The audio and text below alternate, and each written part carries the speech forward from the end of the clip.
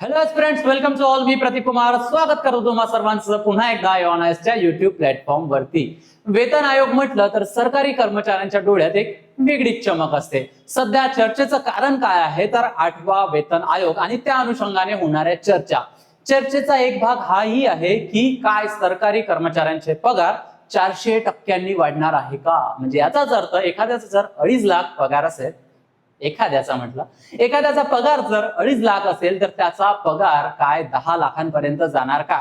नेमका हा कशा पद्धतीने जाईल यामागे जो फिटमेंट फॅक्टर जो घटक आहे तो फिटमेंट फॅक्टर काय असतो, तुमचा पगार कशा पद्धतीने वाढू शकतो या फिटमेंट फॅक्टरला घेऊन आणि प्रथमतः म्हणजे पहिल्यांदाच या वेतन आयोगामध्ये चर्चा होत आहे ती वेगवेगळ्या फिटमेंट फॅक्टरची. नेमकं हे प्रकरण काय आहे हेच आपण या व्हिडिओच्या माध्यमातून समजून घेणार आहोत आणि जाणून घेणार आहोत, यावर चर्चा करणार आहोत. सो शेवटपर्यंत हा तुम्ही व्हिडिओ बघा जेणेकरून हे नेमकं प्रकरण काय आणि कशा पद्धतीने पगार वाढला जातो हे तुमच्या लक्षात येईल. ठीक आहे. सो बघा, पण तत्पूर्वी तुम्ही जर राज्यसेवेसाठी तयारी करत असाल आणि तुम्हालाही तुमचा पगार वाढवून घ्यायचा असेल तर मुख्य परीक्षेसाठी आन्सर रायटिंग खूप महत्वाचा घटक त्यामध्ये आहे. याच अनुषंगाने मी या पुस्तकामध्ये मार्गदर्शन केलेलं आहे. निश्चितच तुम्ही मार्केटमध्ये खरेदी करून घेऊ शकता आणि एका चांगल्या नोकरीवर लागू शकता आणि मग तुमचाही पगार 400% वाढणार. सो बघा, बातमी काय आहे. 8 पे कमिशन म्हणजे railway union propose 5 fitment factor, जे मी तुम्हाला बोललो की कशा पद्धतीने हे पहिल्यांदा वेगवेगळ्या फिटमेंट फॅक्टरची मागणी होताना दिसत आहे. 8 पे कमिशन केंद्रीय कर्मचाऱ्यांच्या पगारामध्ये 4 पट वाढ होणार आहे, म्हणजे 400% वाढ होणार आहे का. 8 पे कमिशन 8वें वेतन आयोग में फिटमेंट फॅक्टर बढ़ा. बघा, याला घेऊन एक कन्सर्न सुद्धा आहे. जर हा फिटमेंट फॅक्टर वाढला तो काप जाएगा सरकारी खजाना. एक्सपर्ट्स ने दी बडी चेतावनी. म्हणजे याचं नुकसानही काय होऊ शकतं, सरकारवर कसा ताण येऊ शकतो हे सुद्धा आपण बघणार आहोत. ठीक आहे. सो अशा पद्धतीच्या बातम्या चर्चेत आपल्याला दिसत आहे. आता तुम्ही तो हेराफेरी मूवी बघितला असेल, त्यामध्ये अक्षय कुमार म्हणतो पैसा ही पैसा होगा. सो या पद्धतीचा आता सरकारी कर्मचाऱ्यांसाठी काय खुशखबरी आहे 8 पे कमिशनला घेऊन. चला असो.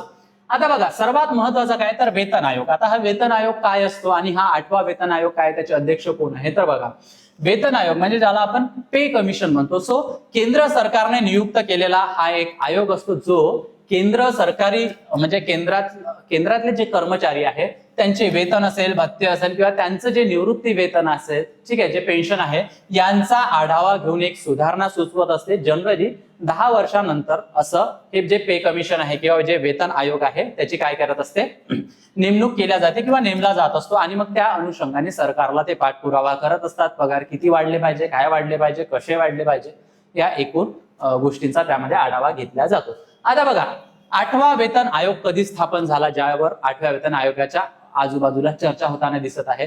सो जानेवारी 2025 मध्ये केंद्र सरकारने 8वा वेतन आयोग स्थापन करण्याची घोषणा केलेली होती आणि ज्या 8व्या वेतन आयोग आहे याच्या अध्यक्ष, हे नाव तुम्हाला लक्षात ठेवायचं आहे, परीक्षेला विचारलं जाऊ शकतं, जस्टिस रंजना प्रकाश देसाई या 8व्या वेतन आयोगाच्या काय आहेत, अध्यक्ष आहेत. सो बघा, आता हा आयोग स्थापन झालेला आहे, ठीक आहे, त्या अनुषंगाने ते काम करत असते. पण सोशल मीडियावर 8व्या वेतन आयोगामुळे 400% पगार वाढ होणार का अशा चर्चा होताना दिसत आहे.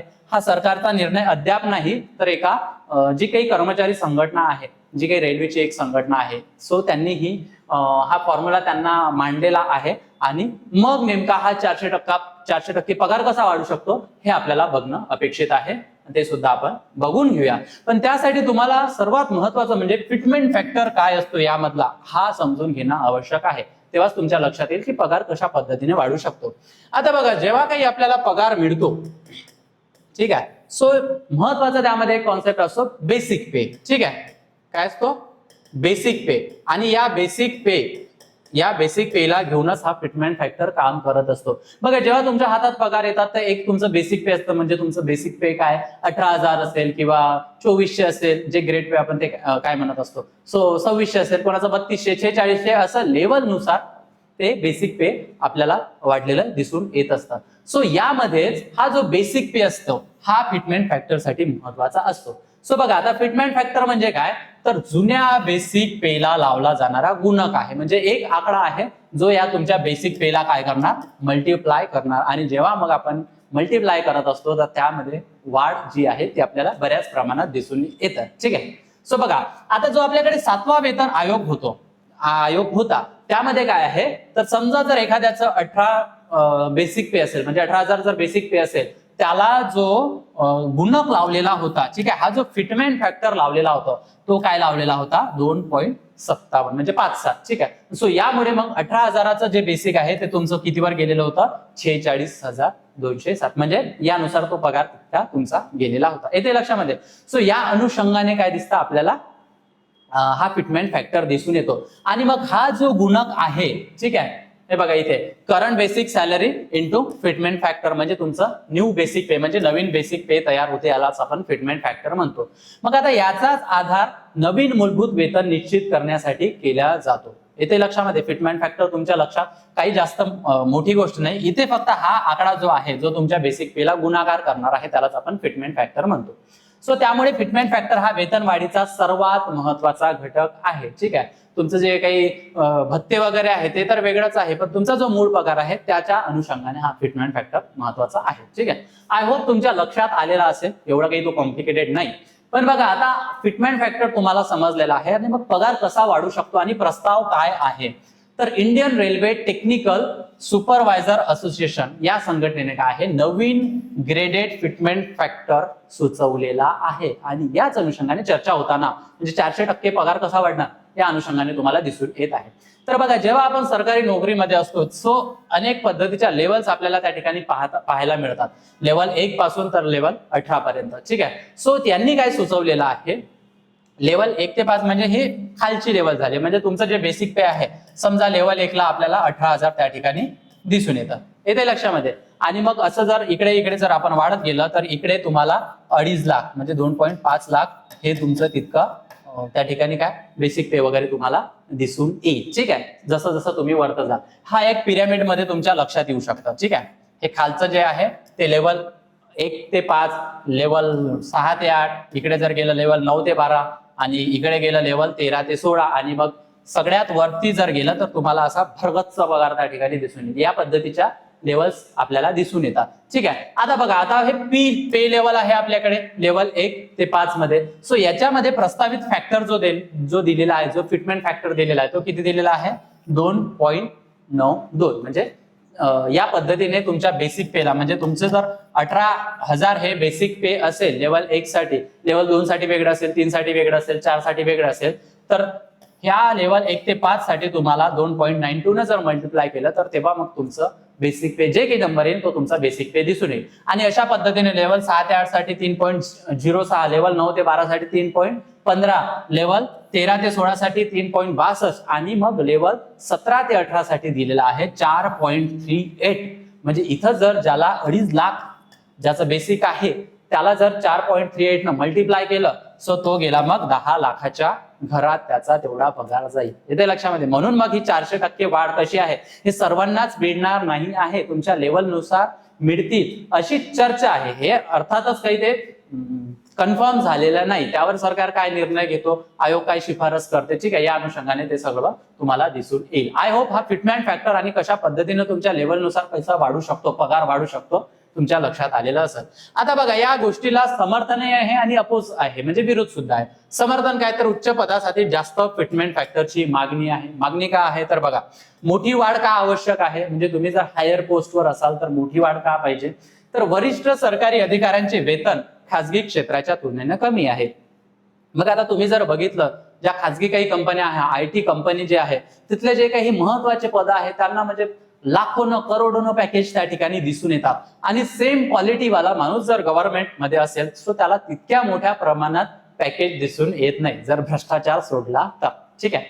सो या अनुषंगाने ती मागणी होत आहे. त्यानंतर काय की जे CEO आहे MD आहे या स्तरावरील जे प्रतिभान व्यक्ती आहे त्यांना इकडे आकर्षित करणे. नाही तर एखाद्याचं असं होऊ शकते की गव्हर्नमेंटमध्ये मला काय 2.5 लाख 3 लाख पगार मिळतो आणि त्याचाच एखादा मित्र जर IT कंपनीमध्ये काम करत असेल त्याच लेवलचा सो त्याला त्या ठिकाणी करोडाने पॅकेज असेल सो मग ते त्याच्यामध्ये जे काही प्रतिभा आहे जे काही टॅलेंट आहे तो मग प्रायव्हेट सेक्टरला देईल आणि गव्हर्नमेंट सेक्टरकडे पाठ फिरवेल मग असे प्रतिभावान व्यक्ती आपल्याला मिळतील नाही हे आर्ग्युमेंट त्या ठिकाणी आपल्याला दिसून येतात.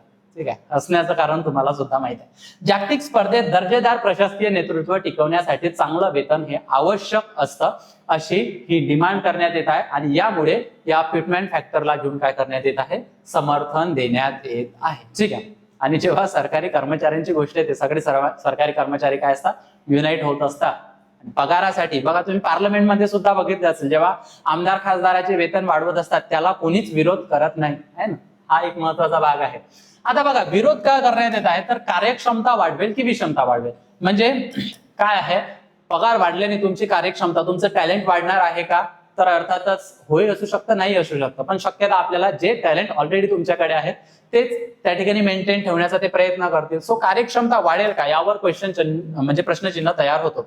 यामुळे काय समस्या निर्माण होऊ शकतात, तर बघा जसा हा फिटमेंट फॅक्टर वेगवेगळा दिलेला आहे लेवलनुसार, सर्वांसाठी एक नाही. जो 7व्या वेतन आयोगामध्ये सर्वांसाठी एक होता 2.56, जो मी तुम्हाला आकडा सांगितलेला होता. पण आता हे वेगवेगळ्या लेवलनुसार वेगवेगळा फिटमेंट फॅक्टर असल्यामुळे काय होणार आहे, कनिष्ठ आणि वरिष्ठ कर्मचाऱ्यांमध्ये मोठी वेतन दरी दिसून येईल. कारण फिटमेंट फॅक्टर जो मल्टिप्लाइंग फॅक्टर आहे तो वेगवेगळा असेल, म्हणून कुणाचा जो पगार आहे तो कमी वाढलेला असेल आणि कुणाचा म्हणजे वरिष्ठांचा जो पगार आहे त्यामध्ये भरमसाठ वाढ झालेली दिसून येईल. ठीक आहे. कारण लेवल 1 ला जे आपण बघितलं 2 काय होतं समथिंग काय 59 या अजून काहीतरी असेल, आणि याच्यासाठी 4 समथिंग जे काही होता, सो कोणता जो लेवल 17 आणि 18 साठी आहे. सो हा दोन्ही गुणाकार केला तर त्याची किंमत कमी होईल, आणि 4ने जर केला तर त्याच्या पगारामध्ये भरगच्च वाढ होईल. सो ही दरी त्या ठिकाणी तयार होताना दिसून येईल. मग यामध्ये काय तर प्रशासकीय असंतोष वाढू शकतो, कारण खालच्या माणसांना किती कामं असतात हे तुम्हाला माहित आहे कंपॅरेटिव्हली वरचे जे अधिकारी असतात. आणि बऱ्याचदा आपल्याला ती तफावत सुद्धा दिसून येते की अधिकारी लोक काम करत नाही, खालचे लोक काम करत असतात, पण अधिकारी लोक जास्त पगार घेत असतात, काहीतरी एक परीक्षा पास करून आलेले वगैरे, अशा चर्चा तुम्हाला माहित आहे. आणि याचमुळे हा असंतोष वाढू शकतो. यामुळे काय की सरकारी खर्चात मोठी वाढ होऊ शकते. इतका मोठा जर फिटमेंट फॅक्टर दिला, एखाद्याचा 2.5 लाखाहून पगार जर डायरेक्ट 10 लाखांवर गेला तर किती मोठा त्या आर्थिक भुर्दंड म्हणा किंवा खजिन्यावर ताण पडणार आहे. वेतन संरचनेतील समतोल बिघडण्याचा धोका आहे. म्हणजे जे एक प्रकारचा समतोल त्या वेतन श्रेणीमध्ये असायला पाहिजे होता, हा या फिटमेंट फॅक्टरमुळे दिसून येणार नाही. सो या अनुषंगाने सुद्धा विरोध त्या ठिकाणी होताना दिसून येत आहे. म्हणजे याचाच अर्थ काय, तर सरकारी खजिन्यावर सुद्धा एक ताण पडेल, आणि हा जो पैसा आहे हा कुठून मग पे केला जाईल, अर्थातच टॅक्स मधून जो कलेक्ट होतो, जो सामान्य नागरिकांच्या खिशातून पैसा सरकारला जातो, त्यामधूनच हे जे वेतन वगैरे या सर्व गोष्टी आपल्याला त्या ठिकाणी दिसून येतात. हा एक महत्वाचा भाग तुमच्या लक्षात आलेला असेल. आय होप हा टॉपिक तुमच्या लक्षात आलेला असेल. तुमचं यावर काय मत आहे ते तुम्ही मला कॉमेंट सेक्शन मध्ये सांगायचं आहे. व्हॉट डू यू थिंक, तुमचं मत मांडणं अतिशय आवश्यक आहे. निश्चितच कॉमेंट सेक्शन मध्ये तुम्ही मांडू शकता. तुमच्यासाठी प्रश्न ठेवलेला आहे, फिटमेंट फॅक्टर म्हणजे काय, तुमच्या लक्षात आलेलाच असेल. ऑप्शन्स एकदा बघून घ्या, याचं उत्तर मला कॉमेंट सेक्शन मध्ये द्यायला विसरू नका. आणि तुम्ही जर राज्यसेवेसाठी तयारी करत असाल तर समर्पण नावाची बॅच आम्ही लॉन्च केलेली आहे. 2027 साठी लाईव्ह प्लस रेकॉर्डेड स्वरूपाची बॅच नसणार आहे. 29,999 रुपये इतक्या माफक दरात तुमच्यासाठी ती अवेलेबल आहे. प्रिलिम्स प्लस मेन्स कॉम्प्रिहेन्सिव्हली कव्हर करून दिल्या जाणार आहे. सर्वात महत्वाचं लाईफ टाइम व्हॅलिडिटी, जोपर्यंत तुमचं सिलेक्शन होणार नाही तोपर्यंत ही बॅच तुमच्याकडे अवेलेबल असणार आहे. Basic to advance NCERT coverage, PYQ analysis, answer writing practice, test series, study notes आणि 1-to-1 मेंटरशिप सुद्धा तुम्हाला यामध्ये इन्क्लूड असणार आहे. तुम्हाला काय करायचंय, माझा कुपन कोड युज करायचा आहे प्रतीक सर म्हणून, आणि भरघोस डिस्काउंट मिळवायचा आहे. सोबत मी माझा नंबर सुद्धा तुमच्याशी शेअर करत आहे. तुम्ही मला कॉन्टॅक्ट करू शकता. तुम्हाला सिलेबस हवा असेल, काही गायडन्स हवा असेल, की मार्गदर्शन हवं असेल, निसंकोचपणे कॉन्टॅक्ट करू शकता.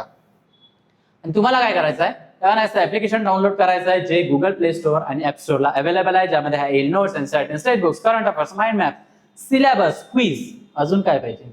ठीक आहे. आणि हा QR कोड स्कॅन करा, टेलिग्राम चॅनलला जॉईन करा A1IS, जिथे तुम्हाला अपडेट माहिती आणि PDF स्वरूपातील नोट्स अवेलेबल होतील. सोबतच मी तुम्हाला ऑफिशियल नंबर आणि वेबसाईट सुद्धा देत आहे. निश्चितच तुम्ही तिथे व्हिजिट करू शकता. आय होप हा टॉपिक तुम्हाला समजला असेल, तुम्हाला आवडला असेल. तुम्हाला कसा वाटला मला कॉमेंट सेक्शन मध्ये सांगा. सध्या इथेच थांबूया, पुन्हा भेटूया एका नवीन टॉपिक सोबत लवकरच. थँक्यू.